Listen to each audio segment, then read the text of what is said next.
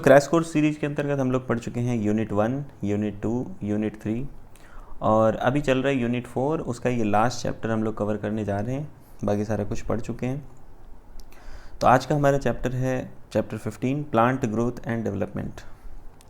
Plant growth and development के अंतर्गत हम लोग क्या क्या पढ़ेंगे? सबसे पहले ग्रोथ के बारे में पढ़ेंगे, थोड़ा सा differentiation, D differentiation and re differentiation के बारे में पढ़ेंगे, डेवलपमेंट के बारे में पढ़ेंगे, प्लांट ग्रोथ रेगुलेटर्स के बारे में पढ़ेंगे, फोटो पीरियोडिज्म और वर्नलाइजेशन पढ़ेंगे। इस चैप्टर में अगर देखिए क्वेश्चंस की बात करूं तो जनरली जो प्लांट ग्रोथ रेगुलेटर हैं, पीजीआरस हैं, उनसे क्वेश्चन पूछा जाता है, या फिर जो ग्रोथ के जो डिफरेंट पैटर्न्स हैं, जो टाइप्स हैं, उनसे क्वेश्चन पूछा जाता है। पर जनरली जो सबसे ज़्यादा क्वेश्चन आया हुआ है इस चैप्टर से वो है प्लांट ग्रोथ रेगुलेटर से, यानी कि जो प्लांट हार्मोन्स हैं वहाँ से क्वेश्चन सबसे ज़्यादा पूछा जाता है। और नंबर ऑफ़ क्वेश्चंस की अगर बात करूँ तो जनरली एक क्वेश्चन पूछा गया, ज़्यादा से ज़्यादा 2 क्वेश्चन पूछे गए इस चैप्टर से। तो चलिए स्टार्ट करते हैं प्लांट ग्रोथ एंड डेवलपमेंट। तो चैप्टर 5 में हम लोगों ने पढ़ा ऑर्गेनाइजेशन ऑफ फ्लावरिंग प्लांट के बारे में। तो अब एक क्वेश्चन राइज होता है कि भाई कहाँ कैसे ये स्ट्रक्चर्स जो root, stem, leaves, flowers, fruit, seeds हैं, ये कहाँ और कैसे अराइज करते हैं, that too in a orderly sequence, और कैसे ये एकदम ऑर्डरली सीक्वेंस में अराइज होते हैं कि एक पर्टिकुलर सीक्वेंस होता है इनका। तो अब तक आप इन चीज़ों से अवेयर हो चुके होंगे इन टर्म्स से, जैसे seed, seedling, plantlet, mature plant. तो ये डिफरेंट स्टेजेस हैं प्लांट ग्रोथ की या डेवलपमेंट की, कि सीड है, सीडलिंग है, छोटा सा प्लांट होता है, प्लांटलेट वो प्लांट हो गया, स्मॉल प्लांट, फिर मैच्योर प्लांट का फॉर्मेशन होता है। इसके अलावा एक चीज़ आपने देखी कि ट्रीज़ जो है वो continue to increase in height, मतलब इनकी हाइट और गर्थ टाइम पीरियड के साथ बढ़ती ही रहती है। हालांकि जो लीव्स हैं, फ्लावर्स हैं, फ्रूट्स हैं, उसी सेम ट्री के, इनके लिमिटेड डायमेंशंस नहीं होते हैं और ये अपीयर होते रहते हैं, फॉल होते रहते हैं पीरियडिकली, और कुछ जो है वो रिपीटेडली आते जाते रहते हैं। जैसे कभी लीव्स आई, लीव्स गई, फ्लावरिंग आई, फ्लावरिंग गई, फ्रूट्स आए, फ्रूट ख़त्म हो गए। तो why does vegetative phase preceded flowering in a plant, कि वेजिटेटिव फेज़ क्यों आता है फ्लावरिंग से पहले, मतलब प्लांट्स में फ्लावरिंग से पहले वेजिटेटिव फेज़ क्यों आता है? क्या सभी प्लांट ऑर्गन्स जो है वो सेम वैरायटी ऑफ टिश्यू से मिलके बने होते हैं?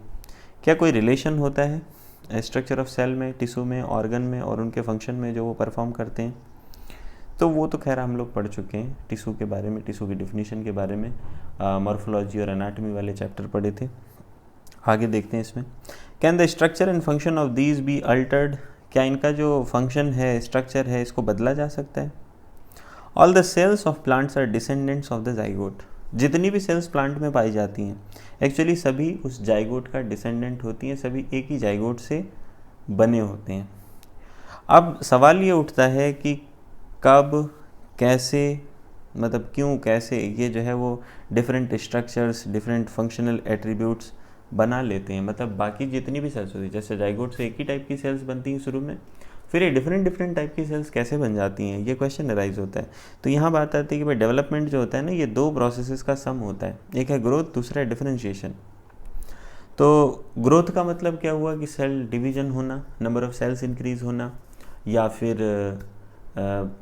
जो साइटोप्लाज्म में इंक्रीज है वो होना, मतलब सेल का साइज इंक्रीज करना। और दूसरा जो वर्ड आपने पढ़ा differentiation, differentiation means division of labour, कि एक टाइप की जो सेल है वो डिफरेंट टाइप की सेल्स में कन्वर्ट हो जा रही है, डिफरेंट टाइप की परमानेंट सेल्स का फॉर्मेशन कर रही है। To begin with, it is essential and sufficient to know that the development of mature plant from a zygote follow precise and highly ordered sequence of event या succession of events। तो शुरू करने से पहले ये समझना ज़रूरी है, ये समझना बहुत ही आवश्यक है कि जो मैच्योर प्लांट का डेवलपमेंट होता है जाइगोट से, यानी कि फर्टिलाइज्ड एग से, वो एक प्रिसाइज और highly ordered succession of events में होता है, एक क्रम में होता है हमेशा, और जो कि मतलब बहुत ही प्रिसाइज है, बहुत ही ऑर्डर्ड है। इस प्रोसेस के दौरान एक कॉम्प्लेक्स बॉडी ऑर्गेनाइजेशन जो है वो फॉर्म होता है, जिसमें रूट्स होते हैं, लीव्स होते हैं, ब्रांचेज होते हैं, फ्लावर्स होते हैं, इसके अलावा फ्रूट्स होते हैं, सीड्स होते हैं, और फिर इवेंचुअली इनकी डेथ भी हो जाती है। तो जो सबसे पहला स्टेप है प्रोसेस ऑफ प्लांट ग्रोथ में वो है सीड जर्मिनेशन। सबसे पहले क्या होगा, बीज अंकुरित होता है, सीड जर्मिनेशन होता है। सीड जर्मिनेट तब करता है जब फेवरेबल कंडीशंस होती हैं ग्रोथ की, एनवायरनमेंट में ऐसी फेवरेबल कंडीशंस एग्जिस्ट करती हैं ग्रोथ के लिए, जो फेवरेबल कंडीशंस हैं। फेवरेबल कंडीशंस की एब्सेंस में जो सीड है वो जर्मिनेट नहीं करता और वो एक सस्पेंडेड ग्रोथ या रेस्ट के पीरियड में चला जाता है। अब यहाँ पे आप बात करेंगे भाई फेवरेबल कंडीशंस क्या होती हैं, तो फेवरेबल कंडीशंस में क्या है, वाटर की अवेलेबिलिटी, ह्यूमिडिटी की अवेलेबिलिटी, टेम्परेचर जो है वो उसके अकॉर्डिंग है कि नहीं है।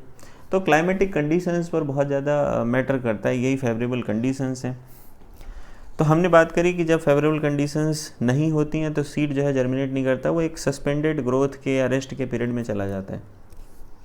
जब फेवरेबल कंडीशंस रिटर्न होती हैं तो सीड जो है वो अपनी मेटाबॉलिक एक्टिविटी को रिज्यूम कर लेता है और उसमें ग्रोथ देखने को मिलती है। इस चैप्टर में हम लोग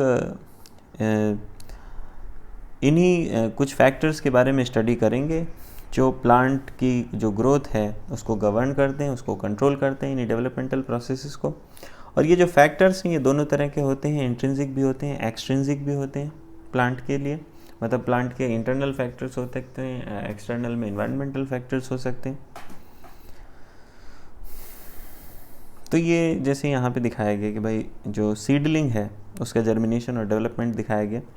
सॉयल लाइन है, यहाँ पर ये सीड जो है वो जर्मिनेट कर रहा है। सबसे पहले रेडिकल जो है वो रूट का फॉर्मेशन करता है, हाइपोकोटाइल दिखाया गया, कॉटिलेडन्स दिखाया गया, एपिकोटाइल हुक का फॉर्मेशन होता है। ये सीड कोट अभी भी जो है वो सीड पे कवर्ड है, कॉटिलेडन्स हैं। फिर ये लीव्स का फॉर्मेशन होता है, हाइपोकोटाइल शो किया गया है यहाँ पे। और धीरे धीरे जो सीड है वो जर्मिनेट करके एक प्लांटलेट बना लेता है और फिर डेवलपमेंट करके प्लांट बनाएगा। तो सबसे पहले हम लोग पढ़ते हैं ग्रोथ के बारे में। ग्रोथ क्या है, ग्रोथ एक मतलब बहुत ही फंडामेंटल और कॉन्स्पीशियस का मतलब क्लियरली विजिबल कैरेक्टरिस्टिक है लिविंग बींग्स का। तो सवाल ये उठता है ग्रोथ होती क्या है, ग्रोथ को कैसे डिफाइन किया जा सकता है। ग्रोथ को ऐसे डिफाइन कर सकते हैं, irreversible permanent increase in size. Irreversible कहने का मतलब एक बार ग्रोथ हो गई, एक बार सेल डिवीजन हो गया, एक बार साइटोप्लाज्मिक इंक्रीज हो गई, तो उसे रिवर्स नहीं किया जा सकता। जैसे एक बार आप बचपने में छोटे से थे और उसके बाद बड़े हो गए, तो ग्रोथ कैसा चेंज है, इरिवर्सिबल चेंज है, it can not be reversed. तो irreversible permanent increase in size of an organ और इट्स पार्ट, ये किसी ऑर्गन का हो सकता है, उसके पार्ट्स का हो सकता है, या फिर एक इंडिविजुअल सेल का हो सकता है। जनरली जो ग्रोथ है वो कैसे एकम्पनीड होती है, मेटाबॉलिक प्रोसेसेस से एकम्पनीड होती है। मेटाबॉलिक प्रोसेस जो है इसके साथ साथ होते हैं, दोनों ही एनाबॉलिक और कैटाबॉलिक। और ग्रोथ जो है वो एक्सपेंस ऑफ एनर्जी की दम पे होता है, एनर्जी खर्चा होता है इसमें। Therefore for example expansion of leaf is growth. For example हमने बात करी कि लीफ का एक्सपेंशन होता है, जो लीफ ब्लेड है, लीफ लैमिना है, कुछ भी कह सकते हो, वो ग्रो करता है, दैट इज ग्रोथ। अब अगर वुड का पीस आपने पानी में रख दिया, उसकी स्वेलिंग हो जाती है, तो इसको कैसे डिफाइन करोगे। तो हम लोग पढ़े हैं ना ट्रांसपोर्टेशन इन प्लांट्स में, ट्रांसपोर्ट इन प्लांट्स वाले चैप्टर में। ये ग्रोथ नहीं है, ये इम्बाइबिशन है। इसमें क्या हो रहा है, इसमें एब्जॉर्प्शन ऑफ वाटर हो रहा है वुड के द्वारा और उसकी वजह से उसका साइज इंक्रीज कर रहा है, इसमें सेल का नंबर इंक्रीज नहीं हो रहा। तो इस टाइप की जो ग्रोथ है वो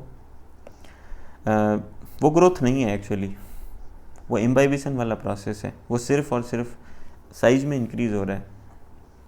अब बात करी कि प्लांट ग्रोथ जनरली इनडिटर्मिनेट होती है। इनडिटर्मिनेट का मतलब अनलिमिटेड। तो प्लांट ग्रोथ बहुत ही यूनिक है क्योंकि प्लांट में जो कैपेसिटी है अनलिमिटेड ग्रोथ की, उसको रिटेन करके रखते हैं और ये थ्रू आउट द लाइफ होता रहता है। प्लांट में जो अनलिमिटेड ग्रोथ की एबिलिटी है क्यों होती है, ये होती है due to the presence of meristems, क्योंकि इसमें मेरिस्टेमेटिक टिश्यू पाए जाते हैं सर्टेन लोकेशंस पर उनकी बॉडी में। मेरिस्टेमेटिक टिश्यू के बारे में आपको ज़्यादा पढ़ना है तो आप मॉर्फोलॉजी वाला चैप्टर पढ़ सकते हो, वहाँ पे बताया गया है। ऐसी जो सेल्स हैं, सॉरी मॉर्फोलॉजी नहीं, एनाटॉमी वाले चैप्टर में, ऐसी जो सेल्स हैं मेरिस्टेम्स की, उनमें कैपेसिटी होती है डिवाइड करने की और सेल्फ परपेचुएट करने की। The product however soon loses the capacity divide and such cells make up the plant body. और इनका जो प्रोडक्ट है, यानी कि एक सेल से जो दूसरी सेल बन गई, प्रोडक्ट जो है वो डिवाइड करने की कैपेसिटी को लूज़ कर देता है और ऐसी सेल्स प्लांट बॉडी को बनाती हैं। सेल साइकिल वाले केस में आपने पढ़ा था कि सेल साइकिल में G1, S, G2, M phases होती हैं, फिर एक G0 फेज़ आती है। यहाँ उस G0 फेज़ के बारे में बात करी जा रही है कि सेल जो है वो सेल साइकिल को एग्जिट कर जाती है और परमानेंट सेल्स बना लेती है, मतलब ऐसी सेल्स जो डिवाइड करने की कैपेसिटी को लूज़ कर देती हैं और प्लांट बॉडी को मेकअप करती हैं। इस ग्रोथ की इस फॉर्म को, जहाँ पर नई सेल्स जो है वो हमेशा ऐड होती रहती हैं प्लांट बॉडी में मेरिस्टेम की एक्टिविटी की वजह से, इसको ओपन फॉर्म ऑफ ग्रोथ कहा जाता है। ओपन फॉर्म ऑफ ग्रोथ, इसके लिए आपने दो चीज़ें पढ़ी, मोनोकॉट और डाइकोट में आपने डिफरेंस पढ़ा ना, open vascular bundle, closed vascular bundle, तो वहाँ से क्लियर होता है। ओपन का मतलब जिनमें ग्रोथ हो सकती है, क्लोज्ड का मतलब जिनमें ग्रोथ नहीं हो सकती। तो ये ओपन फॉर्म ऑफ ग्रोथ है, इसमें ग्रोथ आगे पॉसिबल है। What would happen if the meristem ceases to divide. अच्छा, ऐसा क्या हो अगर मेरिस्टेम डिवाइड ना करें? मेरिस्टेम डिवाइड नहीं करेंगे तो प्लांट में ग्रोथ थोड़ी होगी, नहीं होगी। तो क्या ऐसा कभी होता है? तो जनरली तो प्लांट में देखने को नहीं मिलता है। मतलब जो 3 मंथ वाले प्लांट होते हैं, फ्लावरिंग के बाद जिनकी डेथ हो जाती है, उनके केस की बात नहीं कर रहा हूँ मैं, बड़े प्लांट्स की बात कर रहा हूँ। क्या कभी मेरिस्टेम्स डिवाइड करना बंद करते हैं? नहीं बंद करते, अनलिमिटेड ग्रोथ होती रहती है प्लांट्स में। चैप्टर 6 में हम लोगों ने रूट एपिकल मेरिस्टेम के बारे में पढ़ा, शूट एपिकल मेरिस्टेम के बारे में पढ़ा। And you know they are responsible for primary growth of the plant. और हम जानते हैं कि वो प्राइमरी ग्रोथ ऑफ प्लांट कराते हैं। प्रिंसिपली जो है वो प्लांट के इलोंगेशन में बहुत ज़्यादा कंट्रीब्यूट करते हैं, एलोंग एक्सिस लंबाई में वो ग्रोथ होती है उसमें। और हम ये भी जानते हैं कि डाइकॉट प्लांट्स में, जिम्नोस्पर्म में जो लेटरल मेरिस्टेम है, वेस्कुलर कैम्बियम और कॉर्क कैम्बियम, ये लाइफ में बाद में अपीयर होते हैं। ये वो मेरिस्टेम्स होते हैं जो गर्थ में इंक्रीज़ कराते हैं, चौड़ाई में वृद्धि कराते हैं ऑर्गन्स में, जहाँ पर ये एक्टिव होते हैं, और इसे सेकेंडरी ग्रोथ ऑफ प्लांट कहा गया है।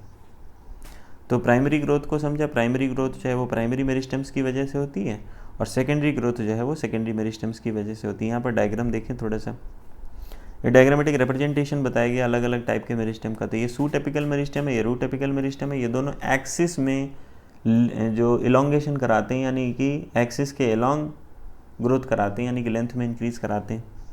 फिर ये वेस्कुलर कैम्बियम रूट में भी, शूट में भी प्रेजेंट होता है, ये गर्थ में इंक्रीज़ कराता है, तो ये सेकेंडरी ग्रोथ कराता है।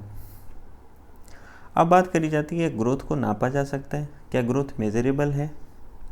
हाँ, तो ग्रोथ मेजरेबल है। जैसे हम सेलुलर लेवल पे बात करें तो ग्रोथ को हम कैसे नाप सकते हैं? Increase in the amount of protoplasm. लेकिन जो प्रोटोप्लाज्म की इंक्रीज़ है, इसको नापना थोड़ा सा कठिन होता है directly. One can generally measure some quantity which is more or less proportional to it. तो हम कोई एक क्वांटिटी नाप सकते हैं, लेकिन वो ज़रूरी नहीं कि प्रोपोर्शनल हो, कम ज़्यादा हो सकता है। तो ग्रोथ जो है वो बहुत सारे पैरामीटर्स से नापा जा सकता है, जैसे कि increase in fresh weight, increase in dry weight, length, area, volume, cell number. तो ये ग्रोथ को नापने के पैरामीटर्स हैं। तो सवाल आ सकता है, इस पर नीट में क्वेश्चन आता है, which of the following is not a parameter of growth, parameter of measurement of growth. तो इसके लिए आप ध्यान रखें, यहाँ पर जो भी पॉइंट्स बताए जा रहे हैं, फ्रेश वेट में इंक्रीज़ होना, ड्राई वेट में इंक्रीज़ होना, लेंथ में इंक्रीज़ होना, एरिया में, वॉल्यूम में, सेल नंबर में इंक्रीज़ होना, ये ग्रोथ के पैरामीटर्स हैं। तो यहीं पे कुछ एग्जांपल्स भी दिए गए हैं इससे रिलेटेड, कि एक सिंगल मेज रूट एपिकल मेरिस्टेम 1 घंटे में 17,500 नई सेल्स बना सकता है। ये आप समझ सकते हैं इसके डिवीजन की कैपेसिटी कितनी ज़्यादा है। दूसरा एक एग्जांपल दिया गया है इंक्रीज इन साइज़ का, कि वाटरमेलन की जो एक सेल है, वाटरमेलन की एक सेल अपने साइज को 3,50,000 टाइम्स इंक्रीज कर सकती है। तो जो आपने पहले पढ़ा वहाँ ग्रोथ जो है वो इंक्रीज इन सेल नंबर की फॉर्म में एक्सप्रेस हो रही है, और बाद में जो आपने पढ़ा यहाँ पर ग्रोथ जो है वो increase in size of cell के फॉर्म में एक्सप्रेस हो रही है। While the growth of a pollen tube is measured in terms of its length.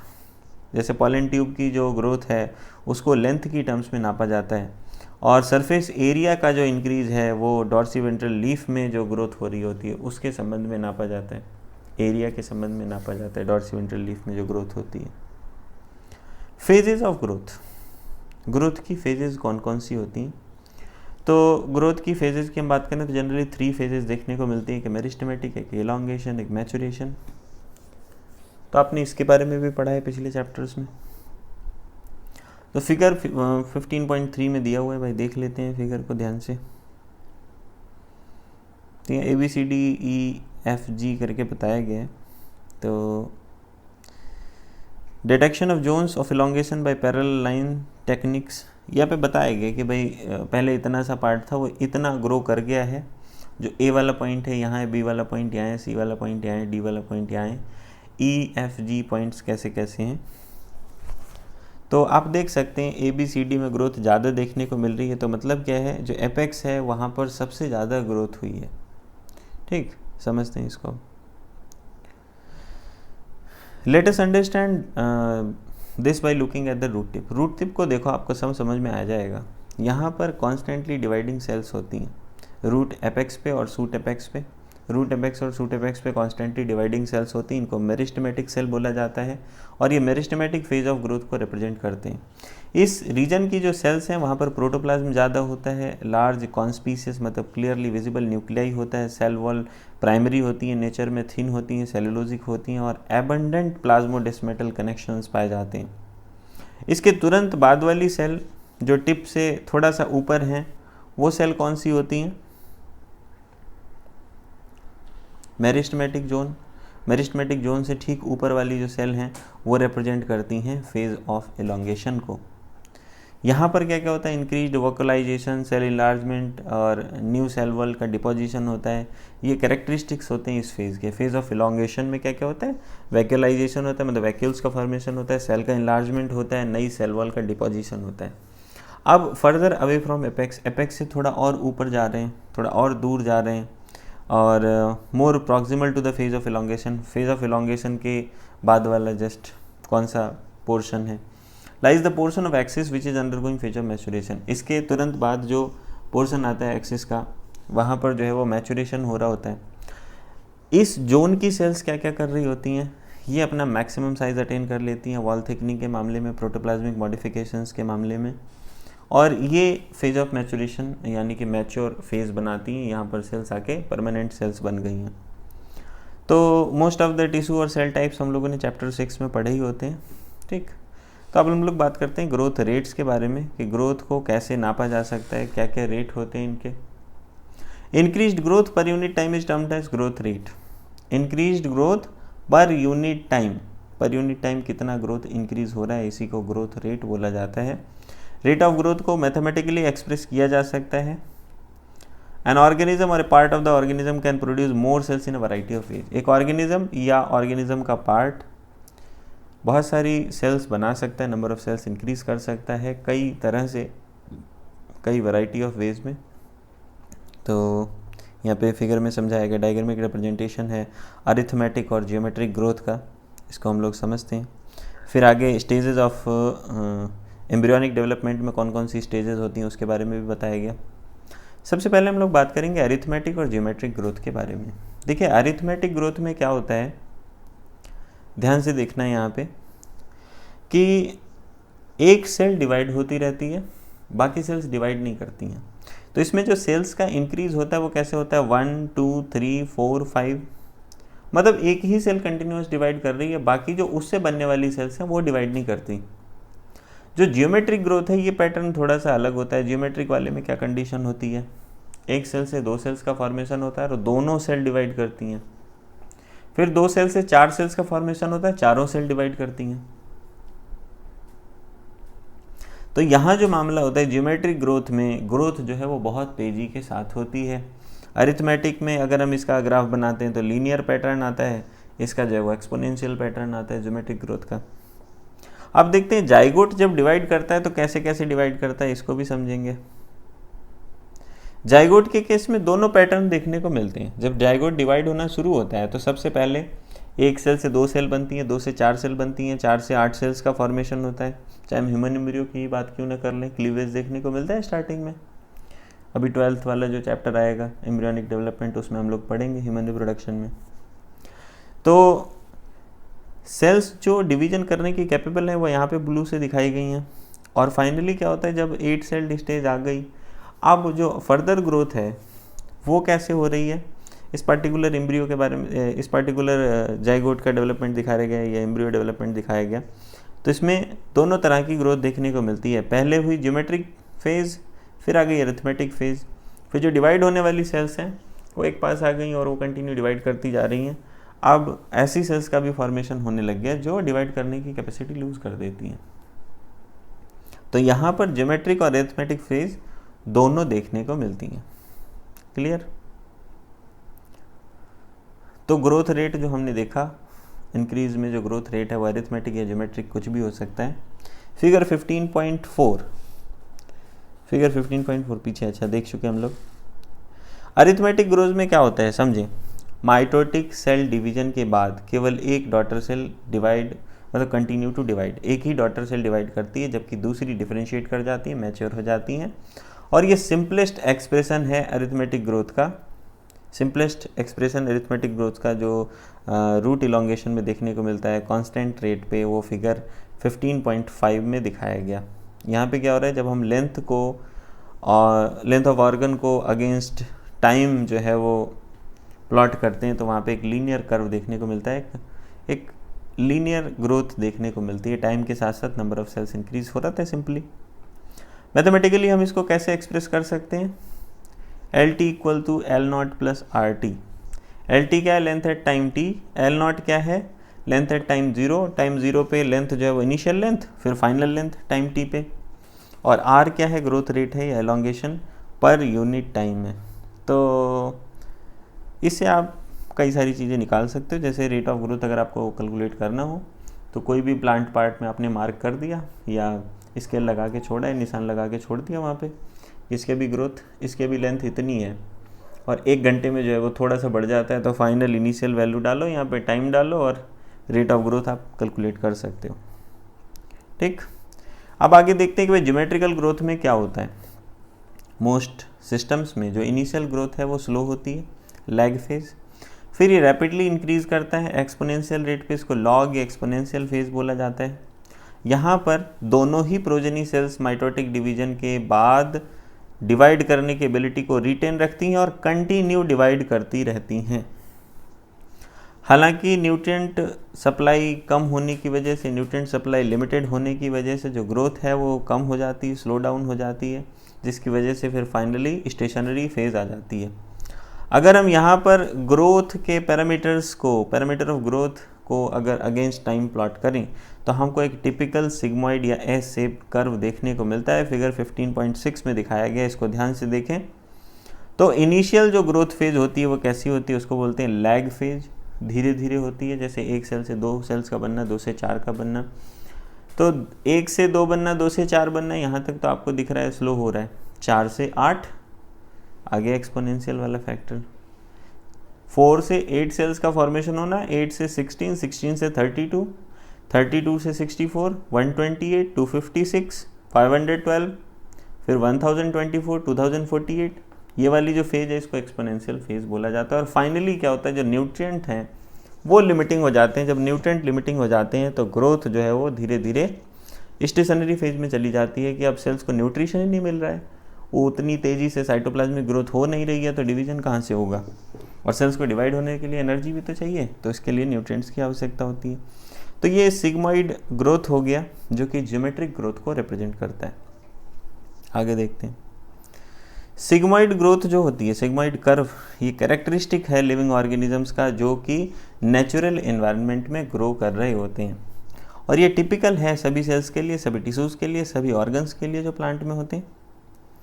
तो क्या कुछ और जो है सिमिलर एग्जांपल्स देखने को मिल सकते हैं।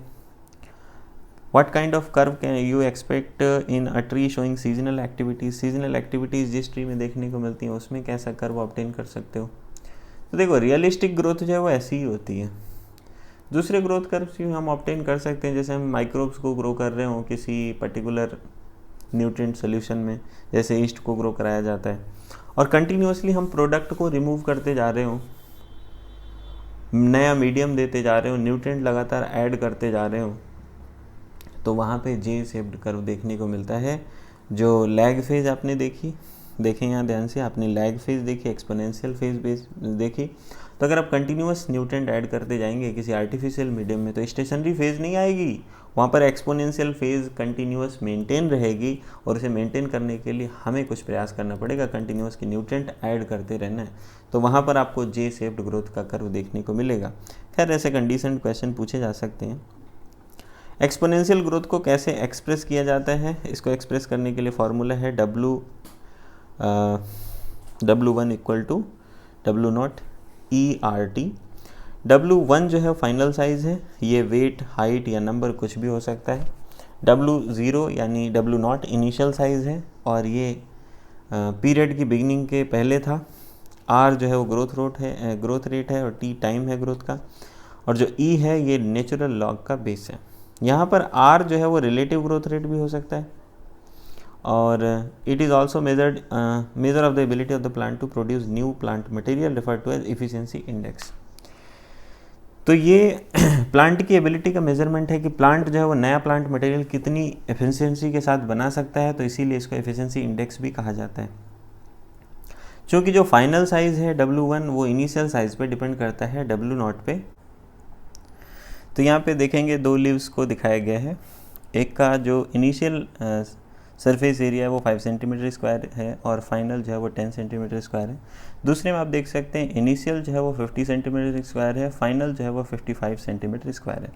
तो डायग्रामेटिक कंपैरिजन दिखाया गया एब्सोल्यूट और रिलेटिव ग्रोथ रेट में। एब्सोल्यूट ग्रोथ की अगर हम बात करें तो 5 सेंटीमीटर स्क्वायर यहाँ भी इंक्रीज़ हुआ है, 5 सेंटीमीटर स्क्वायर जो है वो बी वाले केस में भी हुआ है। दोनों ही लीव्स में ए और बी में जो सरफेस एरिया है वो 5 सेंटीमीटर स्क्वायर इंक्रीज़ हुआ गिवन टाइम में।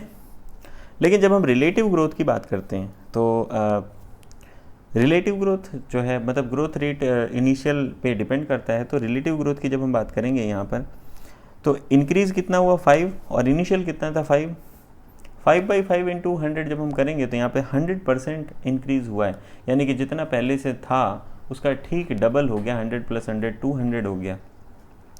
दूसरे केस में जब हम देखेंगे तो इंक्रीज़ हुआ है 5 का और इनिशियल एरिया है 50 का, 5/50 इंटू 100, तो यहाँ पे 10% इंक्रीज़ देखने को मिल रहा है। तो सीधी सी बात आप क्या समझ रहे हैं कि रिलेटिव ग्रोथ रेट जो है वो ए वाले का ज़्यादा है बी से। ठीक, तो समझते हैं यहाँ पे क्या क्या बताया गया इसके बारे में। Quantitative comparison between the growth of living organisms can also be made in two ways. जो क्वालिटेटिव कंपेरिजन है क्वांटिटेटिव जो कंपैरिजन है ग्रोथ ऑफ लिविंग ऑर्गेनिजम्स वो दो तरीके से किया जा सकता है। पहला, measurement and comparison of total growth per unit time, इसको बोलते हैं एब्सोल्यूट ग्रोथ रेट। मतलब टोटल कितनी ग्रोथ हो रही है पर यूनिट टाइम, इसको मेज़र करना, इसको कंपेयर करना, ये कहलाता है एब्सोल्यूट ग्रोथ रेट। और दूसरी जो चीज़ है the growth of the given system पर unit time expressed on a common basis per unit initial parameter is called relative growth. दूसरी चीज़ है कि growth of a given system पर यूनिट टाइम जो है किसी सिस्टम की ग्रोथ हो रही है उसको कॉमन बेसिस पर एक्सप्रेस किया जाता है। फॉर एग्जांपल ये पर यूनिट इनिशियल पैरामीटर पे होता है और इसको रिलेटिव ग्रोथ कहते हैं। तो फिगर आपने ऊपर देखा 15.7 में भी जो हम बात कर रहे थे, डिस्कस कर रहे थे, दो लीव्स हैं ए और बी और डिफरेंट साइज़ की हैं और एब्सोल्यूट इंक्रीज एरिया जो है वो गिवन टाइम में शो कर रही हैं A1 B1। तो however one of them shows much higher relative growth rate. किसी एक में जो है वो हायर रिलेटिव ग्रोथ देखने को मिल रही है, किस में और क्यों, तो वो हम लोग डिस्कस कर चुके हैं यहाँ पर कि ए वाले में जो है वो रिलेटिव ग्रोथ रेट जो है ज़्यादा है बी के कंपैरिजन में, क्योंकि जब हम पर यूनिट ग्रोथ रेट को कंपेयर करेंगे इनिशियल और फाइनल वैल्यूज़ को कंसीडर करते हुए तो ए में जो है वो 100% इंक्रीज़ हो रहा है, बी में 10% इंक्रीज़ हो रहा है, तो ए का जो रिलेटिव ग्रोथ है वो बी से ज़्यादा है। अब बात करी जाती है what are the conditions for growth होने के लिए क्या क्या कंडीशंस चाहिए। What do you not try to write down, why do you not try to write down what you think that necessary conditions for growth. Okay, necessary conditions for growth कौन कौन सी हो सकती हैं, तो ये लिस्ट जो है वो इसमें बहुत सारी चीज़ें आएंगी, जैसे वाटर, ऑक्सीजन, न्यूट्रिएंट्स, ये बहुत ही इसेंशियल एलिमेंट है ग्रोथ के लिए। प्लांट में जो सेल ग्रो होता है वो plant cell grow in size by cell enlargement. Plant cell जो है वो साइज में सेल इनलार्जमेंट से ग्रो करता है जिसके लिए वाटर की आवश्यकता होती है। टर्जिडिटी जो सेल्स की है वो इस एक्सटेंशन ग्रोथ में हेल्प करता है, आपने ट्रांसपोर्ट वाले चैप्टर में पढ़ा हुआ है इसके बारे में। इस प्रकार जो प्लांट ग्रोथ है या फिर फर्दर डेवलपमेंट है, ये इंटीमेटली जो है वो water status of the plant के साथ रिलेटेड होता है। पानी इसके अलावा जो है वो मीडियम भी प्रोवाइड करता है एंजाइमेटिक एक्टिविटीज़ के लिए, जो कि ग्रोथ के लिए बहुत ज़्यादा आवश्यक होती हैं। ऑक्सीजन भी हेल्प करता है क्योंकि ये मेटाबॉलिक एनर्जी को रिलीज़ कराता है, जो कि ग्रोथ एक्टिविटीज़ के लिए बहुत ज़्यादा एनर्जी की आवश्यकता तो है ही। तो ग्रोथ का होने के लिए ऑक्सीजन बहुत ज़रूरी, क्योंकि ये मेटाबॉलिक एनर्जी को रिलीज़ कराता है, जो कि ग्रोथ एक्टिविटीज़ के लिए बहुत एसेंशियल है। नेक्स्ट, न्यूट्रिएंट्स की आवश्यकता है, मैक्रो और माइक्रो इसेंशियल एलिमेंट्स की आवश्यकता होती है, जो कि प्लांट्स के द्वारा रिक्वायर्ड होते हैं प्रोटोप्लाज्म को बनाने के लिए या फिर सोर्स ऑफ एनर्जी के रूप में काम करते हैं। इसके अलावा हर एक प्लांट ऑर्गेनिज्म की एक ऑप्टिमम टेम्परेचर रेंज होती है, जो कि बेस्ट सूटेड होती है ग्रोथ के लिए। अगर इसमें कोई डेविएशन देखने को मिलता है, इस रेंज से कोई डेविएशन देखने को मिलता है, तो इसके सर्वाइवल के लिए नुकसानदायक होगा, डेट्रीमेंटल होगा। इन्वायरमेंटल सिग्नल्स जैसे कि लाइट, ग्रेविटी, ये भी जो है वो certain phase of growth, stages of growth को अफेक्ट करने का काम करते हैं। नेक्स्ट हम लोग भाई समझते हैं differentiation, D differentiation and re differentiation. सबसे पहली चीज़, सेल्स जो रूट एपिकल मेरिस्टेम से सूट एपिकल मेरिस्टेम से डिराइव होती हैं या फिर कैम्बियम से ये डिफरेंशिएट करती हैं, मैच्योर होती हैं और स्पेसिफिक फंक्शंस करने लग जाती हैं। ये जो काम हो रहा है जिसकी वजह से जिससे मैच्योरेशन हो रहा है, ये कहलाता है डिफरेंशिएशन। डिफरेंशिएशन के दौरान क्या होता है, सेल्स में बहुत सारे मेजर स्ट्रक्चरल चेंजेज होते हैं, सेल वॉल्स में, प्रोटोप्लाज्म में। फॉर एग्जांपल हम बात करें कि ट्रैकेरी एलिमेंट को फॉर्म होने के लिए जो सेल है उसको अपना प्रोटोप्लाज्म लूज़ करना पड़ता है। इसके बाद जो है वो बहुत स्ट्रॉन्ग इलास्टिक लिग्निन और सेलुलोज की बनी हुई सेकेंडरी सेल वॉल बनानी होती है, ताकि ये वाटर को लॉन्ग डिस्टेंस तक कैरी कर सके under extreme tension. Extreme tensions में भी वाटर को लॉन्ग डिस्टेंस तक कैरी कर सकें, इसके लिए ये मॉडिफिकेशंस इसके अंदर आते हैं। Try to correlate various anatomical features you encounter in the plant to the functions they perform. तो बहुत सारे एनाटॉमिकल फीचर्स और जो फंक्शंस वो परफॉर्म करते हैं डिफरेंट सेल्स को, जब हम कोरिलेट करने की कोशिश करते हैं तो ऐसे ही बहुत सारे मॉडिफिकेशन देखने को मिलते हैं। प्लांट्स में एक दूसरा इंटरेस्टिंग फिनोमेना देखने को मिलता है, वो क्या है, द लिविंग डिफरेंशिएटेड सेल्स। जो लिविंग डिफरेंशिएटेड सेल्स हैं जिन्होंने डिवीजन करने की कैपेसिटी को लूज कर दिया है, वो डिवीजन करने की कैपेसिटी को रीगेन कर सकते हैं सर्टेन कंडीशंस के अंदर, और इस फिनोमेना को बोला जाता है डी डिफरेंशिएशन। फॉर एग्जांपल जो मेरिस्टेम्स का फॉर्मेशन है, जैसे इंटरफेसिकुलर कैम्बियम या कॉर्क कैम्बियम, ये फुल्ली डिफरेंशिएटेड पैरेंकाइमा सेल्स से बनता है और ये सेकेंडरी इन ऑरिजिन होता है, सेकेंडरी ग्रोथ के लिए बनता है, जैसे कि हम लोगों ने पिछले चैप्टर्स में पढ़ा है। तो ऐसा करते समय क्या होता है, ऐसे जो मेरिस्टेम्स हैं या टिश्यूज़ हैं, ये फिर से डिवाइड करने के काबिल हो जाते हैं और ये सेल्स बनाते हैं जो एक बार फिर से जो है वो डिवाइड करने की कैपेसिटी को लूज़ कर देती हैं और स्पेसिफिक फंक्शंस करने लग जाती हैं। तो कहा जाता है री डिफरेंशिएशन, यानी कि ऐसी सेल्स का री डिफरेंशिएशन हो जाता है, वो सेल्स री डिफरेंशिएटेड हो जाती हैं। तो list some of the tissues in a woody dicot plant that are the products of redifferentiation. तो भाई इसके लिए आपको पीछे चैप्टर्स पढ़ने पड़ेंगे, एनाटॉमी ऑफ फ्लावरिंग प्लांट्स, वहाँ पे आप देख सकते हो बार्क बन रहा है, सेकेंडरी फ्लोएम बन रहा है या कॉर्क का फॉर्मेशन हो रहा है। तो ये सारी चीज़ें जो है वो रीडिफरेंशिएशन के प्रोडक्ट्स होते हैं। सवाल आया यहाँ पे एक अराइज हुआ कि भाई ट्यूमर को कैसे डिस्क्राइब करोगे, ट्यूमर में क्या होता है। अच्छा, प्लांट सेल की बात करें, एनिमल सेल की बात करें, ये इन्होंने क्लियर नहीं करा। चलो प्लांट सेल में हम लोग बात करते हैं ट्यूमर की। तो ट्यूमर क्या होता है, ये सेल डिवीज़न होता जाता है और सेल डिवीज़न होने की वजह से एक स्ट्रक्चर फॉर्म होता है। ह्यूमन डिजीज़ वाले चैप्टर में हम लोग पढ़ते हैं ट्यूमर के बारे में, बेनाइन ट्यूमर और मैलिग्नेंट ट्यूमर। ट्यूमर बेसिकली क्या होता है, यहाँ पर जो ग्रोथ होती है, नॉर्मली जो सेल्स होती हैं वहाँ पर लिमिटेड ग्रोथ देखने को मिलती है, या हम कह सकते हैं इनका जो डिवीज़न होता है वो कंट्रोल्ड होता है। ट्यूमर के केस में अनकंट्रोल्ड डिवीज़न होने लगता है। अनकंट्रोल्ड डिवीज़न की वजह से जो कंटैक्ट इनहिबिशन है वो लूज़ हो जाता है और सेल्स कंटिन्यू करती हैं, डिवाइड करती जाती हैं, और इस तरीके से जो एक आउट ग्रोथ लाइक स्ट्रक्चर बन जाता है उसको ट्यूमर कहते हैं। चलो इसके बारे में हम लोग ह्यूमन डिजीज़ वाले चैप्टर में पढ़ेंगे डिटेल से। What would you call the parenchyma cells that are made to divide under controlled laboratory conditions during plant tissue culture? Plant tissue culture में जो पेरेंकाइमा की सेल्स हैं जिनको डिवाइड कराया जाता है कंट्रोल लेबोरेटरी कंडीशंस में, इनको हम लोग क्या कहेंगे? तो भाई यहाँ पर तो ये तो परमानेंट सेल्स हैं जो डिवाइड करने लग गई, और तो इनको हम लोग क्या कहेंगे? डी डिफ्रेंशिएशन कहेंगे। मतलब ऐसी कंडीशन जहाँ पर परमानेंट सेल्स जो है वो फिर से डिवाइड करने लग गई, और इनसे जो सेल बनेंगी वो परमानेंट सेल्स बनाएंगी, तो इसको हम लोग डी डिफ्रेंशिएशन कह सकते हैं।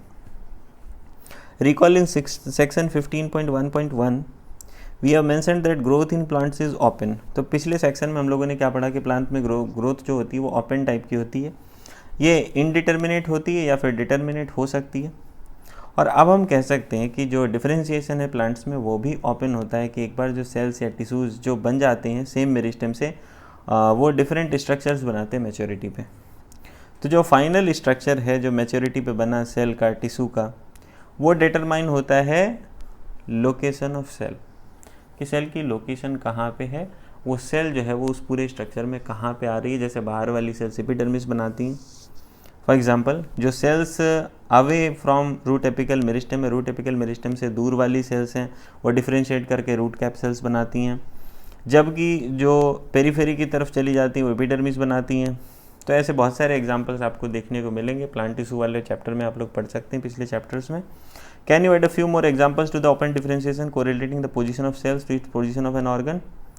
तो पिछले चैप्टर्स में इसके बारे में काफ़ी कुछ बताया गया है, उसके बारे में हम लोग पढ़ सकते हैं। डेवलपमेंट की बात करते हैं।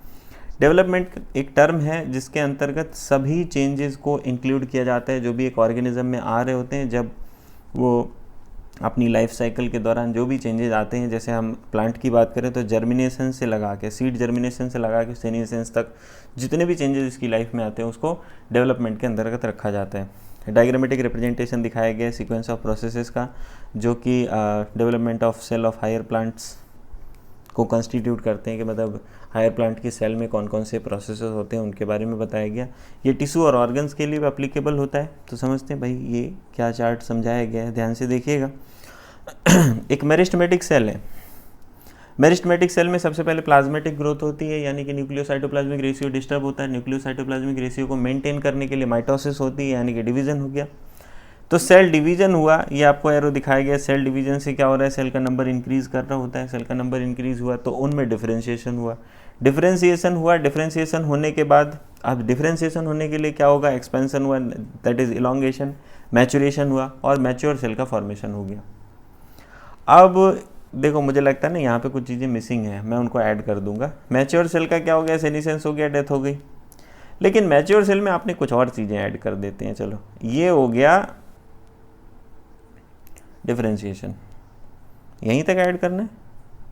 नहीं, रीडिफरेंशिएशन वाले प्रोसेस को जब हम ऐड करेंगे तो यहाँ ऐड नहीं होना चाहिए, इसको हम लोग यहाँ तक ऐड कर सकते हैं कि मैच्योर सेल्स फिर से कैसी सेल बना लेती है, मेरिस्टेमेटिक के जैसी सेल बना लेती है, और फिर से उसमें प्लाज्मेटिक ग्रोथ होता है, फिर से डिफरेंशिएशन होता है। तो अगली बार जब होगा तो ये डिफरेंशिएशन नहीं होगा, तब ये रीडिफरेंशिएशन होगा। कैसा होगा, रीडिफरेंशिएशन होगा जब दोबारा से हो रहा होगा। तो इतना से हम इसमें ऐड कर सकते हैं। बाकी नॉर्मली जो अगर हम इसको हटा दें तो नॉर्मल सेल्स में क्या चीज़ देखने को मिलती है, मेरिस्टेमेटिक सेल है, प्लाज्मेटिक ग्रोथ होती है, सेल डिवीजन होता रहता है, और फाइनली जो है डिफरेंशिएशन होता है, मैच्योर सेल का फॉर्मेशन होता है, मैच्योर सेल की डेथ हो जाती है। That's all.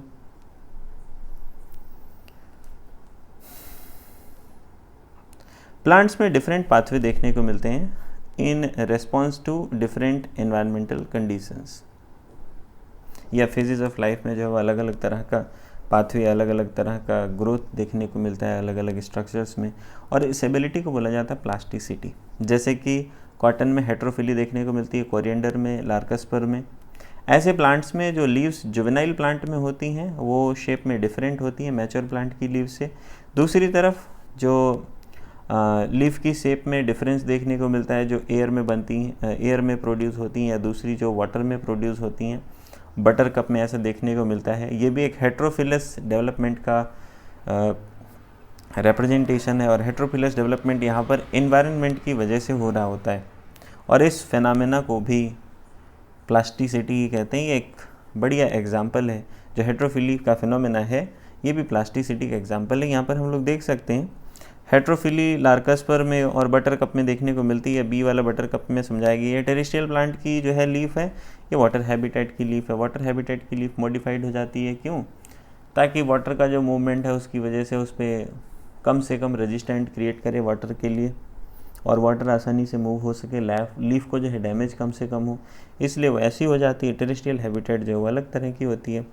लार्कस्पस में हम लोग देख सकते हैं जुवेनाइल लीफ अलग तरह की होती है, एडल्ट लीफ अलग तरह की होती है। तो इस प्रकार जो ग्रोथ है, डिफरेंशिएशन है, जो डेवलपमेंट है, ये बहुत क्लोजली रिलेटेड इवेंट्स होते हैं प्लांट की लाइफ में। ब्रॉडली अगर हम बात करें तो डेवलपमेंट जो है उसको ग्रोथ और डिफरेंशिएशन का सम कंसीडर किया जाता है कि भाई डेवलपमेंट क्या है, ग्रोथ और डिफरेंशिएशन दोनों को हम ऐड कर दें तो डेवलपमेंट कहलाता है। Development in plants that is both growth and differentiation is under the control of intrinsic and extrinsic factors. तो जो ग्रोथ और डेवलपमेंट है, ग्रोथ और डिफरेंशिएशन है, सॉरी, जो डेवलपमेंट है वो इंट्रिंसिक और एक्सट्रिंसिक फैक्टर्स के कंट्रोल में होता है। जो पहले यानी कि हम इंट्रिंसिक की बात करें, इंट्रिंसिक में आते हैं इंट्रासेलुलर यानी कि जेनेटिक और इंटरसेलुलर फैक्टर्स। इंटरसेलुलर मतलब दो सेल्स के बीच के फैक्टर्स हैं, जैसे कि प्लांट ग्रोथ रेगुलेटर्स। जबकि बाद वाला जो है एक्सट्रिंसिक फैक्टर्स की हम बात करें तो इसके अंतर्गत आता है light, temperature, water, oxygen, nutrients. तो अब हम लोग पढ़ने जा रहे हैं प्लांट ग्रोथ रेगुलेटर्स के बारे में, फाइटो हार्मोन्स के बारे में। प्लांट ग्रोथ रेगुलेटर्स पीजीआर से स्मॉल सिंपल मॉलिक्यूल्स होते हैं, डाइवर्स केमिकल कंपोजिशन होता है इनका। ये इंडोल कंपाउंड्स हो सकते हैं, जैसे indole 3 acetic acid, IAA adenine derivatives हो सकते हैं, N6 फिर फ्यूरिलामीन, प्यूरिन या फिर काइनेटिन या कैरोटीनॉइड्स के डेरिवेटिव्स हो सकते हैं, जैसे एब्सिसिक एसिड ABA, टर्पीन्स हो सकते हैं, जिब्रेलिक एसिड GA3, गैसेस हो सकते हैं ethylene C2H4। Plant growth regulators को वेरियस टाइप से जो है वो डिस्क्राइब किया गया है, प्लांट ग्रोथ सब्सटेंसेस के रूप में, प्लांट हार्मोन्स के रूप में या फिर फाइटो हार्मोन्स के रूप में लिटरेचर में इनको डिफाइन किया जाता है। पीजीआर्स को हम ब्रॉडली दो कैटेगरी में, दो ग्रुप में डिवाइड कर सकते हैं on the basis of functions, जो लिविंग प्लांट बॉडी में फंक्शन कॉज कराते हैं। एक ग्रुप जो पीजीआर का है जो ग्रोथ प्रोमोटिंग एक्टिविटीज़ में इन्वॉल्व होता है, जैसे कि सेल डिवीजन, सेल इन्लार्जमेंट या पैटर्न फॉर्मेशन, ट्रॉपिक ग्रोथ कराना, फ्लावरिंग, फ्रूटिंग, शीट फॉर्मेशन, इनको बोलते हैं प्लांट ग्रोथ प्रोमोटर्स, जैसे कि ऑक्सिन हो गया, जिब्रेलिन्स हो गया या फिर साइटोकाइनिन्स हो गया। तो ये जो पीजीआर हैं, ठीक, इनका काम होता है ग्रोथ को प्रमोट करना, ग्रोथ कराना।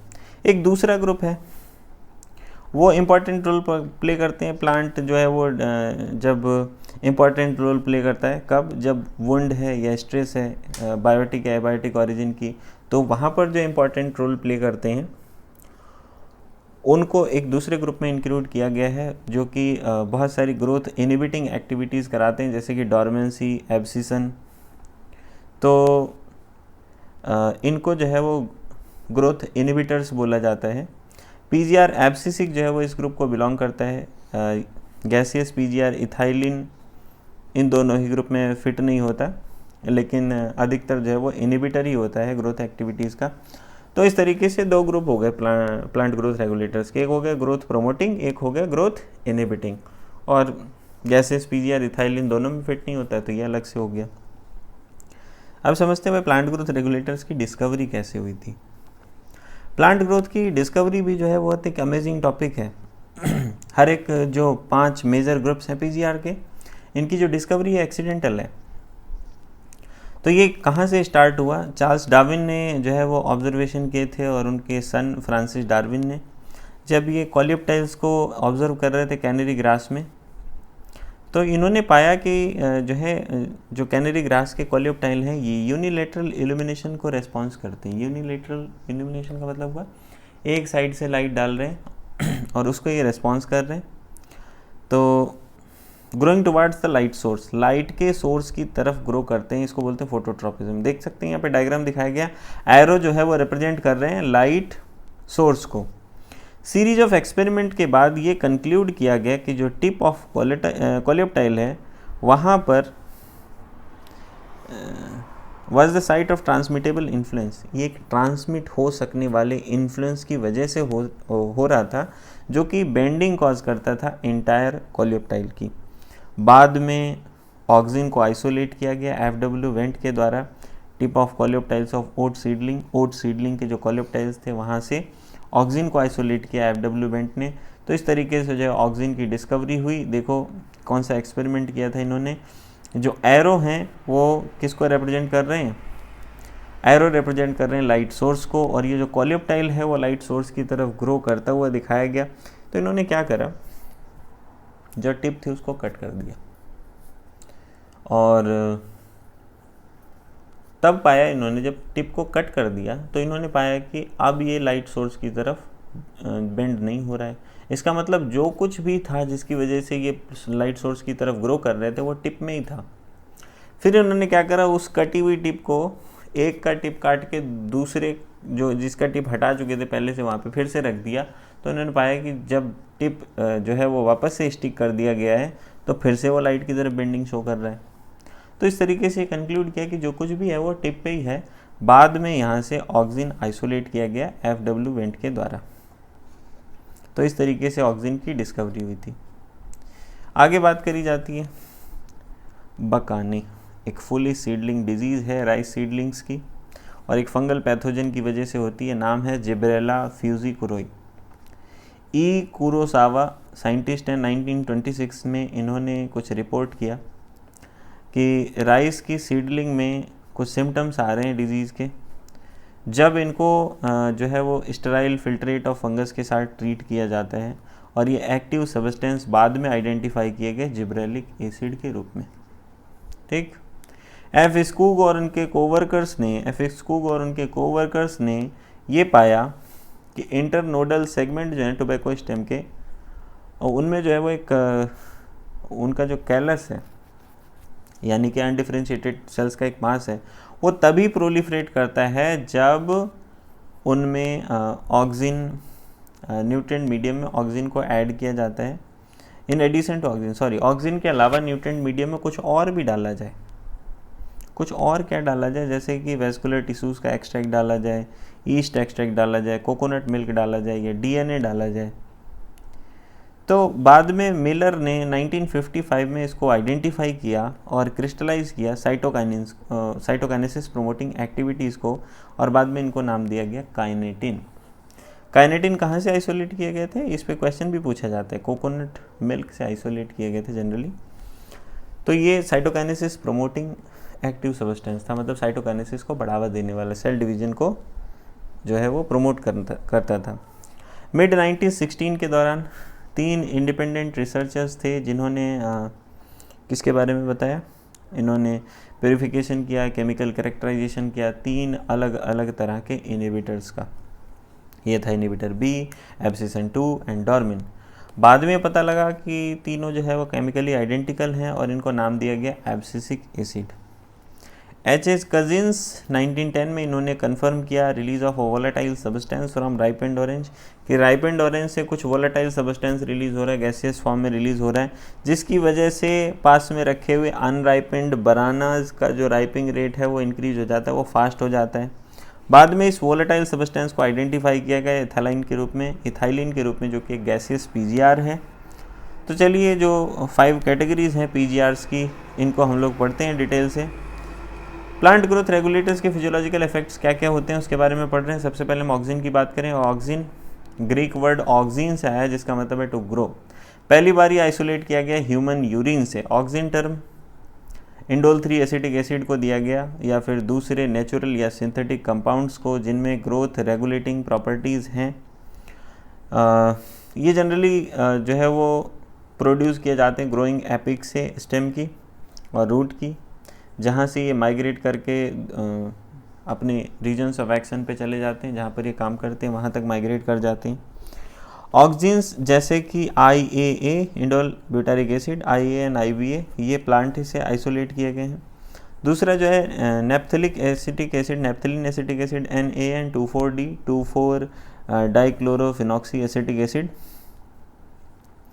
ये सिंथेटिक ऑक्सिन है। यहाँ से ये क्वेश्चन बहुत पूछा गया है कि कौन से सिंथेटिक होते हैं, कौन से नेचुरल होते हैं, तो आप इनको याद रखिएगा। ठीक, ऑक्सिन्स का जो है वो बहुत ज़्यादा इस्तेमाल किया जाता है एग्रीकल्चर और हॉर्टिकल्चर प्रैक्टिसेस में। तो इनका काम क्या है, ये रूटिंग को इनिशिएट करते हैं स्टेम कटिंग्स में।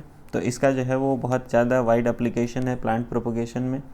ऑक्सिन्स फ्लावरिंग को प्रमोट करते हैं जैसे कि पाइनएप्पल्स में, और ये फ्रूट और लीफ ड्रॉप को प्रिवेंट करते हैं अर्ली स्टेज में। तो इस तरीके से जो अर्ली स्टेज है वहाँ पर जो फ्रूट है या लीफ है वो ज़्यादा टाइम तक टिका रह सकता है, लेकिन ओल्डर या मैच्योर लीव्स का ये एब्सिशन प्रमोट करते हैं, यानी कि उनको जल्दी से गिरा देते हैं।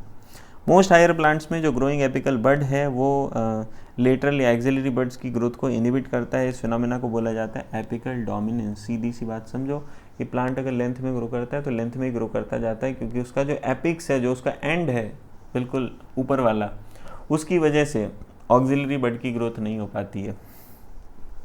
तो अगर हम शूट टिप का रिमूवल करा दें, डिकैपिटेशन करा दें, तो इसकी वजह से लेटरल ग्रोथ होने लग जाएगी, लेटरल बड्स की ग्रोथ होने लग जाएगी। और ये बहुत ज़्यादा इस्तेमाल किया जाता है टी प्लांटेशन में, हैज मेकिंग में। जो हैज ग्रास होती है कॉमनली उसमें, कैन यू एक्सप्लेन भाई? एक्सप्लेन तो कर दिया भाई कि जो एपिक्स होते हैं वहाँ पे ऑक्सिन होता है, अगर उसको कट कर दिया तो ऑक्सिन नहीं रहेगा, एपिकल डोमिनेंस ख़त्म हो गया। अब जो ऑक्सिलरी बर्ड्स हैं वो भी ग्रो करने लग जाएंगी, एक्सिलरी बर्ड्स ग्रो करने लग जाएंगी, तो लेटरल ब्रांचेस फॉर्म होंगी। ऑक्सिन्स जो है वो पार्थिनोकार्पी को भी प्रमोट करने का काम करते हैं टमाटोज़ के केस में फॉर एग्जांपल, और इनको हर्बिसाइड के रूप में भी इस्तेमाल किया जाता है। 2,4-D जो है वो डाइकॉट वीड्स को किल करने के लिए इस्तेमाल किया जाता है, और ये मैच्योर मोनोकॉट प्लांट्स को बिल्कुल इफेक्ट नहीं करता। तो इस तरीके से वीड फ्री लॉन्स बनाए जा सकते हैं गार्डनर्स के द्वारा। ग्रास जनरली मोनोकॉट होती है और उस पर 2,4-D का छिड़काव कर दिया तो डाइकॉट प्लांट ग्रो नहीं कर पाएगा और ग्रास ही जमेगी, बढ़िया सी वीड फ्री लॉन बनाए जा सकते हैं गार्डनर्स के द्वारा। इसके अलावा ऑक्सिन जो है वो जाइलम डिफरेंशिएशन को भी कंट्रोल करते हैं और सेल डिवीजन में हेल्प करते हैं। नेक्स्ट दूसरे जो टाइप का है वो है जिब्रेलिन। जिब्रेलिन एक अनदर टाइप का जो है वो प्रोमोटरी पीजीआर है, ठीक, और लगभग 1000 टाइप के जिब्रेलिन्स रिपोर्ट किए गए हैं, ऑब्टेन हुए वाइडली डिफरेंट ऑर्गेनिज्म से, जैसे कि फंगस या हायर प्लांट्स, और इनको डिनोट किया गया GA1, GA2, GA3 so on. वैसे जिब्रेलिक एसिड जो GA3 है वो सबसे पहला जिब्रेलिन है जो डिस्कवर हुआ था, और सबसे ज़्यादा इसी के बारे में स्टडी किया गया है।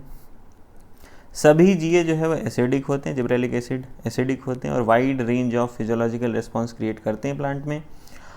इनकी एबिलिटी क्या है कि ये प्लांट की लेंथ के मतलब एक्सिस के अलॉन्ग लेंथ में इंक्रीज करते हैं। तो इनको ग्रेप्स में जो ग्रेप स्टाक्स हैं उनकी लेंथ को इंक्रीज करने के लिए इनका इस्तेमाल किया जाता है। जिब्रेलिन्स ऐसे फ्रूट जैसे कि एप्पल को इलोंगेट करते हैं और इनका शेप इम्प्रूव करने में हेल्प करते हैं। इसके अलावा ये सेनीसेंस को भी डिले करते हैं। सेनीसेंस मतलब जो डेथ है फ्रूट की उसको ये डिले कर देते हैं। तो इस तरीके से फ्रूट्स को जो है वो ट्री पे लंबे समय तक छोड़ा जा सकता है या फिर मार्केट पीरियड को बढ़ाया जा सकता है। जिब्रेलिक एसिड को जो है वो माल्टिंग प्रोसेस को स्पीड अप करने के लिए ग्रो किया जाता है, मतलब यूज़ किया जाता है ब्रूइंग इंडस्ट्री में। शुगर केन जो है वो कार्बोहाइड्रेट स्टोर करता है अपने स्टेम्स में। अगर हम जिब्रेलिन का छिड़काव कर दें शुगर केन की क्रॉप में तो जिब्रेलिन्स जो है वो लेंथ ऑफ स्टेम मतलब स्टेम की लेंथ का इंक्रीज़ करा देंगे, और इस तरीके से जो यील्ड है, जो पैदावार है, वो कितनी बढ़ाई जा सकती है? 20 टन पर एकड़ बढ़ाई जा सकती है। 20 टन पर एकड़ इंक्रीज़ किया जा सकता है। Spraying juvenile conifers with GA hastens their maturity period. Juvenile conifers पर अगर हम जिब्रेलिक एसिड डाल दें तो उनका मैच्योरिटी पीरियड जो है वो घट जाता है, फास्ट हो जाता है। इस तरीके से अर्ली सीड प्रोडक्शन होता है। जिब्रेलिन्स जो है वो बोल्टिंग को भी प्रमोट करते हैं, यानी कि इंटरनोड इलोंगेशन को प्रमोट करते हैं फ्लावरिंग से ठीक पहले, जैसे कि बीट में, कैबेज में या दूसरे प्लांट्स जिनमें रोजेट हैबिटेट होता है। रोजेट का मतलब जिनमें बंच ऑफ लीव्स एक साथ होता है। तो आपने देखा होता है ना, कैबेज दो तरह के दिखाई देते हैं। एक परफेक्ट राउंड कैबेज होता है, उसको बोलते हैं देसी वाला, और दूसरा एक हाइब्रिड टाइप का, तो कोनिकल शेप का होता है। उसको जब आप दोनों को कभी कंपेयर करके देखना, मार्केट में घर में आया हो, तो आपको पता चल जाएगा किसका वजन ज़्यादा है। राउंड वाले का वजन ज़्यादा होता है जनरली, पता है क्यों? क्योंकि राउंड वाले की डेंसिटी ज़्यादा है, उसमें जो इंटरनोड्स हैं उनका इलोंगेशन कम होता है, जिसकी वजह से जो डेंसिटी वो ज़्यादा होती है, ज़्यादा सॉलिड होता है। जो कोनिकल शेप का होता है उसको यहाँ समझे नहीं, जिब्रेलिक एसिड उस पर डाल दिया गया तो इंटरनोड्स का इलोंगेशन हो गया। वो बाहर से तो बहुत बड़ा दिख रहा है क्योंकि उसका लेंथ में इंक्रीज़ हो गया है, जबकि उसका वेट कम होता है। नेक्स्ट हम लोग पढ़ते हैं साइटोकाइनेंस के बारे में। साइटोकाइनेंस का स्पेसिफिक इफेक्ट है साइटोकाइनेसिस पर, और इनको डिस्कवर किया गया था काइनेटिन की फॉर्म में, जो कि एक एडेनिन की एक मॉडिफाइड फॉर्म है, जो कि एक प्यूरिन है। और कहाँ से मिले? Autoclaved herring sperm DNA, herring sperm DNA से ऑटोक्लेव किए गए थे ये, मतलब ऑटोक्लेव्ड हेरिंग स्पर्म डीएनए से निकाले गए थे। काइनेटिन जो है वो नेचुरली प्लांट में नहीं पाया जाता। कुछ natural substances, search for natural substances cytokinin like activities led to the isolation of Z18।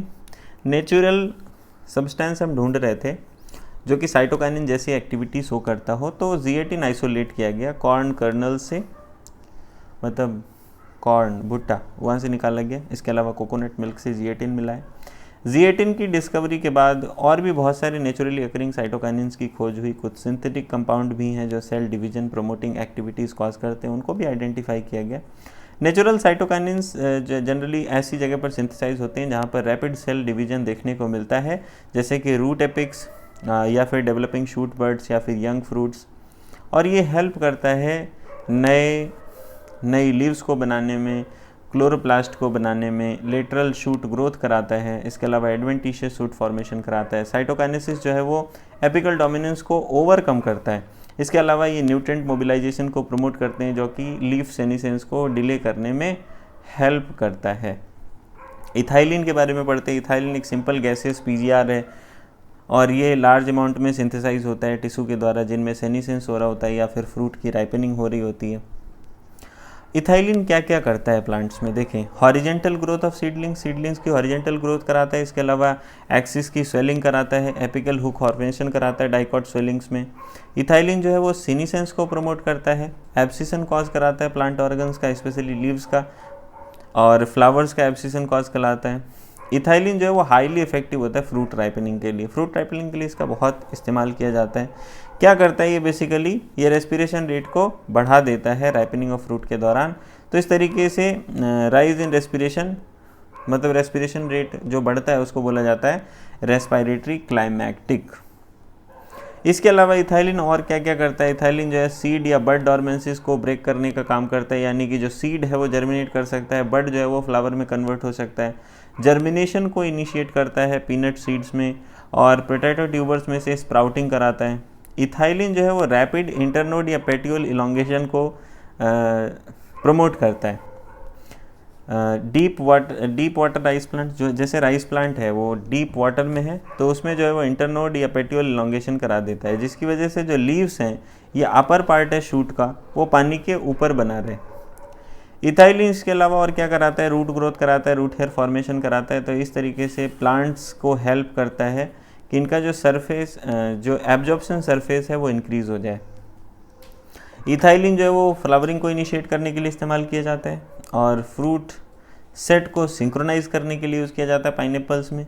इसके अलावा ये फ्लावरिंग इंड्यूस करता है मैंगो के केस में। इथाइलिन बहुत सारे फिजियोलॉजिकल प्रोसेसेस जो है वो रेगुलेट करता है, तो इस हिसाब से मोस्ट वाइडली यूज्ड PGR है एग्रीकल्चर में। ये सवाल पूछा गया, which of the following is the most used PGR in agriculture? That is ethylene.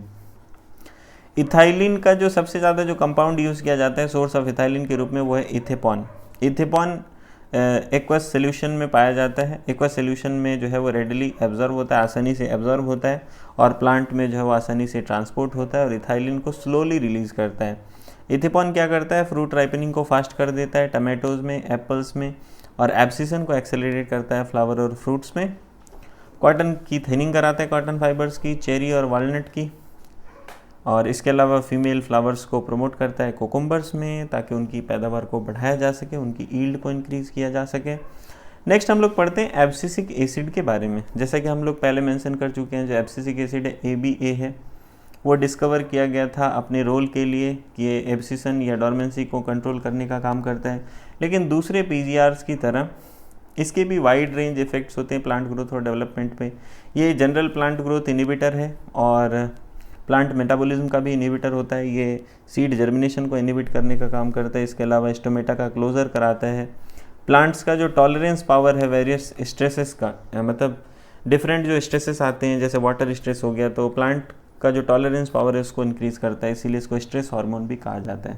Question पूछा गया ये भी नीट में कि which hormone is known as stress hormone? That is abscisic acid.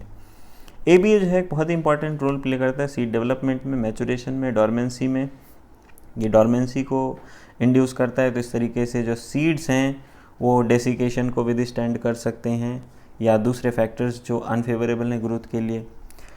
Most situations में जो ABA है ये जिब्रेलिक एसिड का उल्टा होता है, एंटागोनिस्टिक है। तो हम समराइज कर सकते हैं that for any and every phase of growth, किसी भी या कई सारी जो ग्रोथ की फेजेस हैं, जो डिफ्रेंशिएशन है, जो डेवलपमेंट है प्लांट्स का, वो एक या कई PGR के जो है वो रोल वहाँ पे देखने को मिलता है। जो डिफरेंट स्टेजेस होती हैं प्लांट ग्रोथ की, वहाँ पर कई सारे PGR जो है वो रोल प्ले करते हैं। और ऐसे रोल्स जो है ये कॉम्प्लीमेंट्री हो सकते हैं या फिर एंटागोनिस्टिक हो सकते हैं। ये एक साथ एक दूसरे का सहयोग कर रहे होते हैं या फिर उल्टा काम कर रहे होते हैं, ऐसा भी हो सकता है। और ये इंडिविजुअलिस्टिक भी हो सकते हैं, सिनर्जिस्टिक भी हो सकते हैं, मतलब अपना अपना काम अलग अलग कर रहे होते हैं और एक साथ दो मिलके एक साथ काम भी कर सकते हैं। तो सिमिलरली बहुत सारे इवेंट जो है वो प्लांट की लाइफ में देखने को मिलते हैं। तो उसी तरीके से PGRs भी बहुत सारे देखने को मिलते हैं। तो एक से ज़्यादा PGR जो है वो इंटरेक्ट करते हैं और उस इवेंट को अफेक्ट करने का काम करते हैं, जैसे dormancy, seed, buds, abscission, senescence, apical growth. ये डिफरेंस इवेंट्स हैं प्लांट की लाइफ के, जिनमें एक या एक से ज़्यादा PGR इंटरेक्ट करता है और उस इवेंट को अफेक्ट करता है।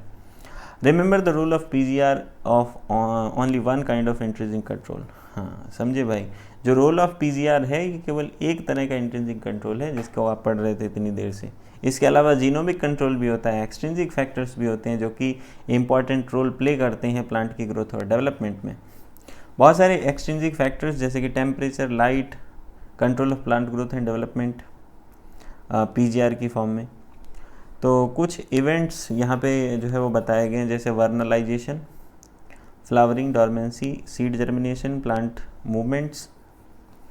तो थोड़ा सा हम लोग लाइट और टेम्परेचर के रोल को यहाँ पे डिस्कस करेंगे। दोनों ही जो है वो एक्सट्रिंसिक फैक्टर्स हैं और फ्लावरिंग के इनिशिएशन पे लाइट और टेम्परेचर के रोल को हम लोग पढ़ेंगे। तो सबसे पहले हम लोग बात करें फोटो पीरियडिज्म के बारे में।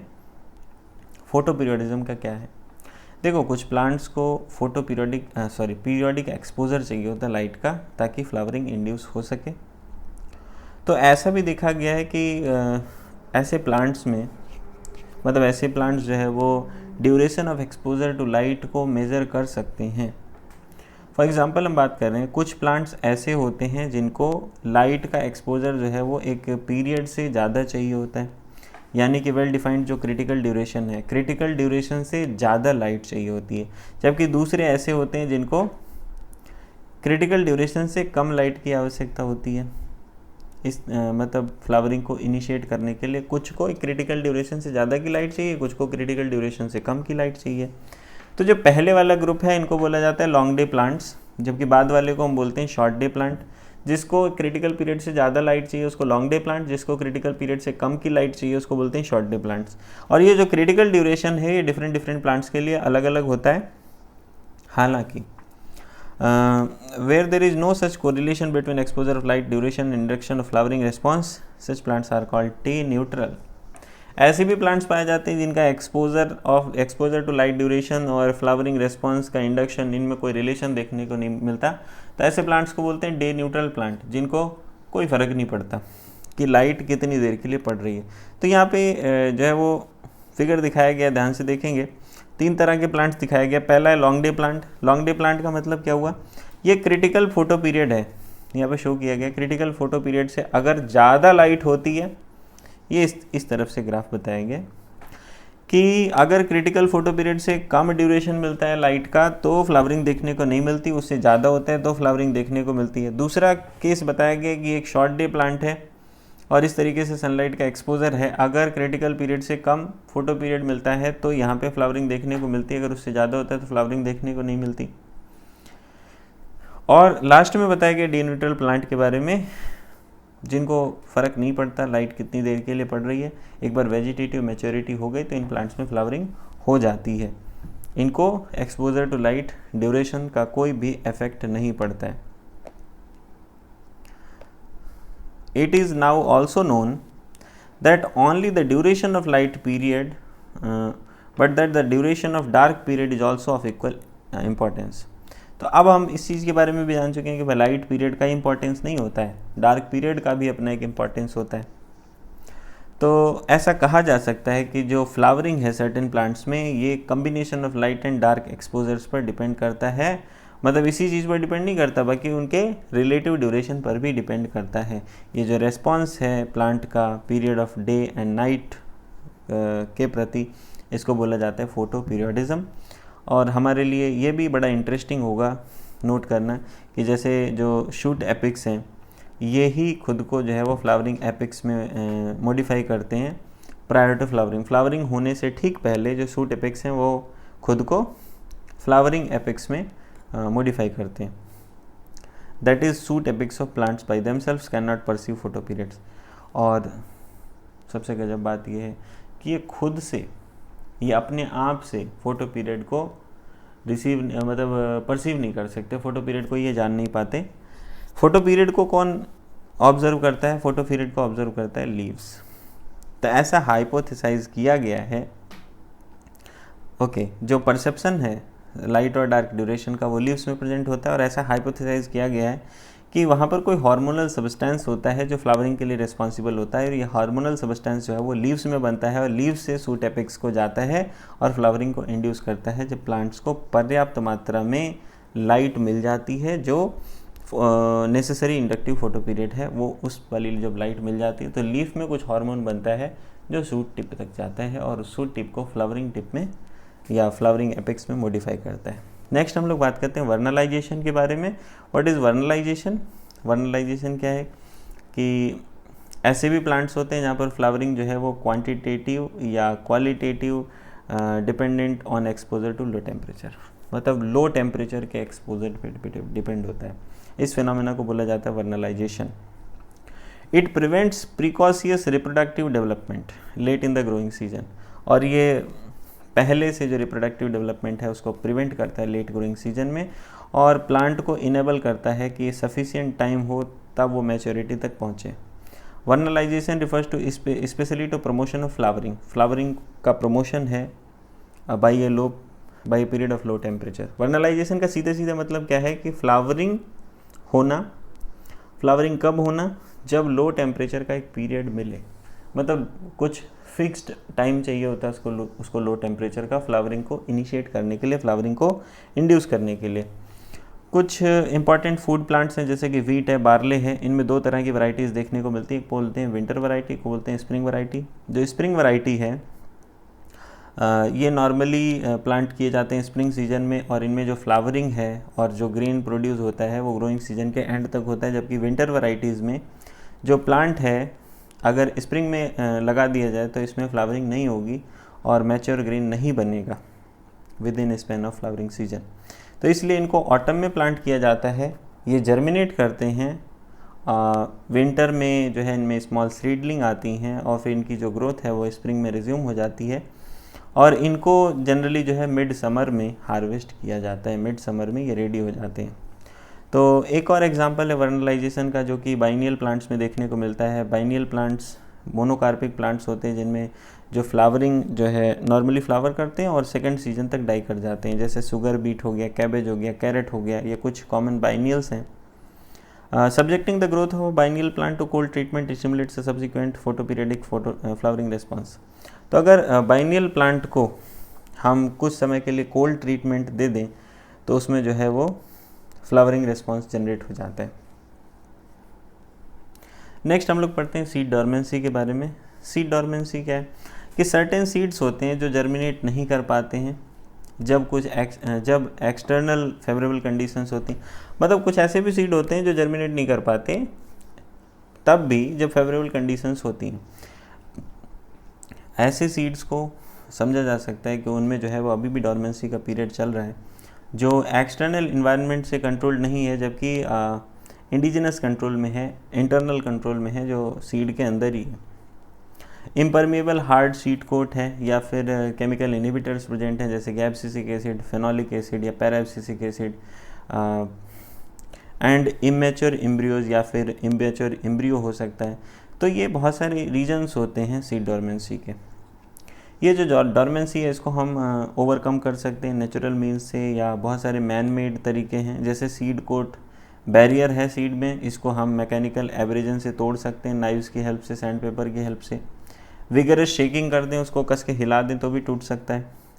नेचर में ये जो एब्रेशन से माइक्रोबियल एक्शन से कॉज होते हैं, and passage through digestive tracts of animals, या फिर जो है वो फ्रूट खा लिया किसी एनिमल ने, और वो उसके डाइजेस्टिव ट्रैक्ट में जब सीड पास करता है तो ये एब्रेजन उसमें क्रिएट हो जाते हैं।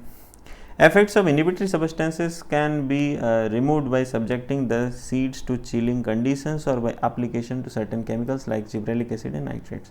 Inhibitory substances का अगर इफेक्ट है सीड पे तो उसको रिमूव किया जा सकता है, जैसे हम सीड को ठंडे चिलिंग कंडीशंस में रख दें, ठंड में रख दें कस के, या सर्टेन केमिकल्स का एप्लीकेशन कर दें, जैसे जिब्रेलिक एसिड दे दिया, नाइट्रेट दे दिया, इन्वायरमेंटल कंडीशंस को चेंज कर दिया, जैसे लाइट, टेम्परेचर, या फिर दूसरे मेथड्स। ये जो है वो दूसरे मेथड है जिनसे सीड डॉर्मेंसी को ओवरकम किया जा सकता है। Thanks for watching, like share the video with your friends, और ज़्यादा से ज़्यादा लोगों को शेयर करें ताकि ज़्यादा से ज़्यादा नीट की प्रिपरेशन करने वाले बच्चों को लाभ मिल सके। Thanks again.